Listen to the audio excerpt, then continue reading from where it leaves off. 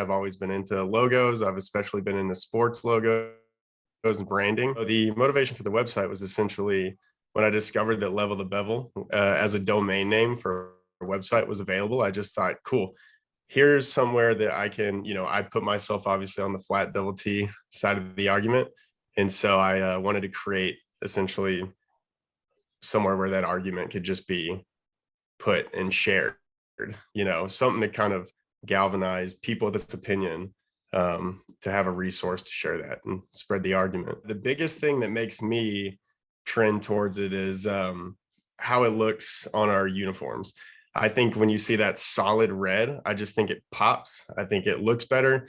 And I think it's a little more classic. There's a lot of people really clutching to the beveled logo, which at the end of the day, I'm not losing sleep over this, right? I'm not maybe as diehard about this cause as I might seem for having set up the website.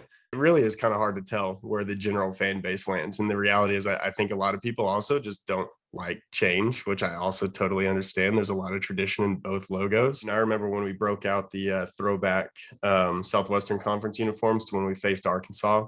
And people went nuts, even the students, which I know one of the arguments is the flat logo looks kind of dated, that the bevel may look cooler. But I remember even I was like freshman or sophomore, we thought it was sick. And then it just seems like you've seen a trend towards more of that since then. Before we demolished the Coliseum, we did the throwback basketball game with a flat double T. And I don't know if it was going to happen anyways, or if it was just taking that leap to push the throwback uniform that made it happen.